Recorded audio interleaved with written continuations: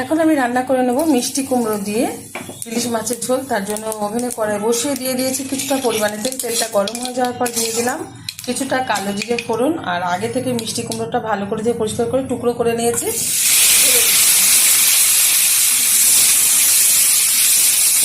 একটু নেড়ে চলে নেবো, খুব বেশি নাড়বো না।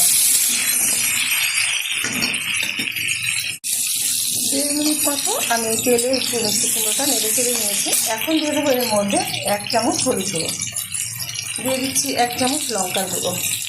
এবার ভালোভাবে একটু মিশিয়ে নেব। দিয়ে দেবো পরিমাণ মতো লবণ। যতটা ঝোল রাখবো সে অনুযায়ী কিন্তু লবণটা ব্যবহার করছি আমি, আপনারা পরিমাণ বুঝে ব্যবহার করবেন। দিয়ে দিচ্ছি এখানে পেস্ট করে রাখা সর্ষে আমি ছেঁকে নিয়েছি। দিয়ে দিচ্ছি এখানে পোস্ত বাটা কিছুটা, ভালোভাবে একটু নেড়ে চেড়ে নেবো। খুব বেশি নাড়বো না, তাহলে কিন্তু শীত ভাব চলে আসবে। যখন সর্ষে দিয়ে কোনো কিছু করা হয় খুব বেশি কিন্তু কষানোর দরকার নেই, তাহলে কিন্তু সর্ষে থেকে একটা পিটপুটি ভাব চলে আসবে, তখন খেতে ভালো লাগে না। নেড়ে চেড়ে নিলাম, এর থেকে আর বেশি নাড়বো না। এখন দিয়ে দেবো পরিমাণ মতো জল।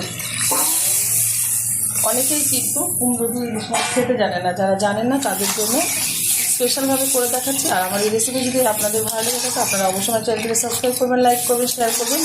আর ঠিক যেরকমভাবে আজকে কুমড়ো দিয়ে ইলিশ মাছ করে দেখাচ্ছি অবশ্যই ট্রাই করবেন, আশা করি খুব ভালো লাগবে। ঝোলটা ফোটা শুরু হলে কিন্তু তবে ইলিশ মাছ দেবো, তার আগে কিন্তু দেবো না।